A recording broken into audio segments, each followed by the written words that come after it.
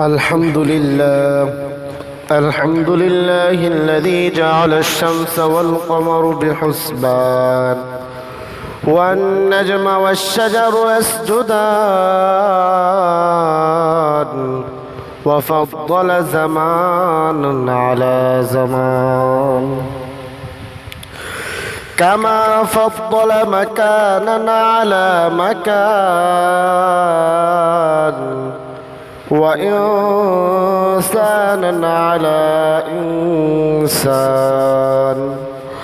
ونشهد أن لا إله إلا الله وحده لا شريك له وأشهد أن محمدا عبده ورسوله أرسله بالحق بشيرا ونذيرا وداعيا إلى الله بإذنه وسراجا وقمرا منيرا. وقال الله تعالى في كلامه المجيد وفي فرقانه الحميد: أعوذ بالله من الشيطان الرجيم.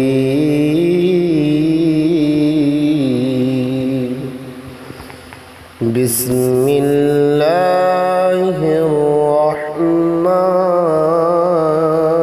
الرحيم.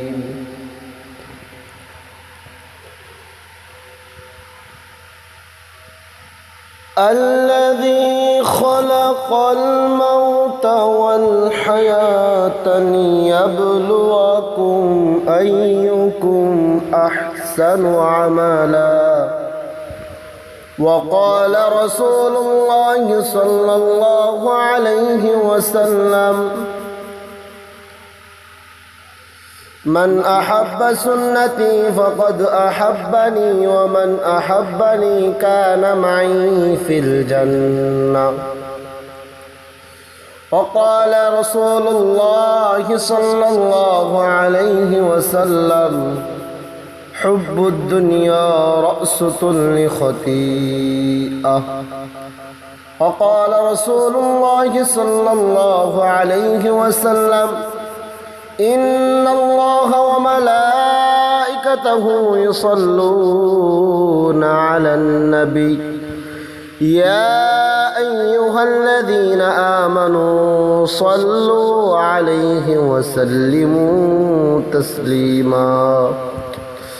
اللهم صل على محمد وعلى آل محمد كما صليت على إبراهيم وعلى آل إبراهيم إنك حميد مجيد. اللهم بارك على محمد وعلى آل محمد كما باركت على إبراهيم وعلى آل إبراهيم إنك حميد مجيد. उल्फत में बराबर के वफा हो के जफा हो, उल्फत में बराबर के वफा हो के जफा हो, हर चीज़ में लज्जत है अगर दिल में मज़ा हो, हर चीज़ में लज्जत है अगर दिल में मज़ा हो। अल्हम्दुलिल्लाह, মহান রব্বুল আলামিনের নিকট, মহান মালিকের নিকট লাখো কোটি শুকর যে মহান রব্বুল আলামিন আজকের এই দিনই এক পরিবেশে আপনাকে আমাকে আসা এবং বসা দিনই কথাবার্তা বলা শোনার তৌফিক দান করেছেন। এই জন্য আমরা সবাই দিল থেকে শুকরিয়া আদায় করব আলহামদুলিল্লাহ।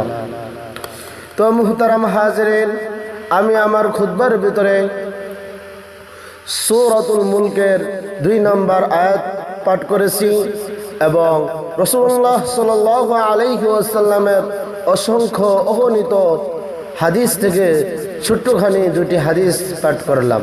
তো আল্লাহ রাব্বুল আলামিন যদি আমাকে এই পরিমাণ ক্ষমতা দান করেন, তাহলে আমি আপনাদের সম্মুখে পবিত্র কোরআনের একখানা আয়াতের তরজমা এবং রাসূলুল্লাহ সাল্লাল্লাহু আলাইহি ওয়াসাল্লামের অসংখ্য অগণিত হাদিস এবং যে হাদিসগুলো বললাম ওগুলো আপনাদের সম্মুখে ধরে তুলব ইনশাআল্লাহ। তো আল্লাহ রাব্বুল আলামিন পবিত্র কালামুল্লাহ শরীফের মধ্যে বলেন, الذي خلق الموت والحياة ليبلوكم أيكم أحسن عملا وهو العزيز الغفور। আল্লাহ রাব্বুল আলামিন সূরাতুল মুলকের 2 নম্বর আয়াতের মধ্যে বলেন, ও বান্দা, তুমি কি মনে করেছো তোমাকে আমি দুনিয়াতে পাঠাইছি তোমার স্বাধীনতা অনুযায়ী? ওরে বান্দা, তুমি ভুলে যেও না, তোমাকে সৃষ্টি করার পূর্বে তোমার মৃত্যুকে সৃষ্টি করেছি, তারপর তোমাকে সৃষ্টি করেছি, তারপর তোমাকে দুনিয়ার ভিতরে প্রেরণ করলাম। ও দুনিয়ার মুসলমান, এরে বাবা, এরে আল্লাহর গোলাম, ও নবীর উম্মতের দল, সাহাবায়ে কেরামের জিন্দেগির দিকে তাকাও। সাহাবায়ে কেরাম এত কষ্ট করেছেন।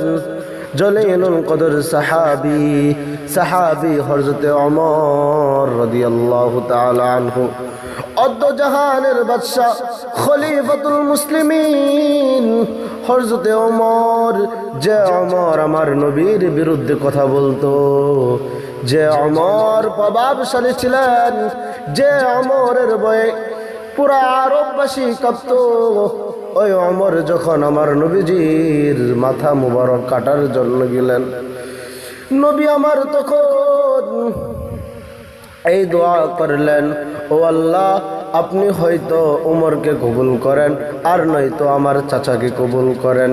আল্লাহ রাব্বুল আলামিন খলিফাতুল মুসলিমিন হযরতে ওমর রাদিয়াল্লাহু তাআলা আনহুকে কবুল করলেন।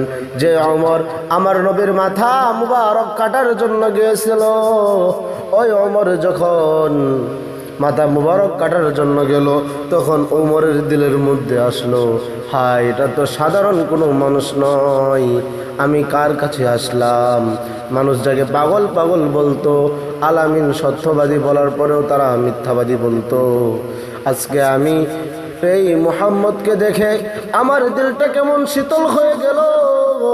ও দুনিয়ার মুসলমান, যে সাহাবী এত প্রভাবশালী ছিল, আমার নবীকে দেখার পর সাথে সাথে সঙ্গে সঙ্গে ইসলাম গ্রহণ করলেন।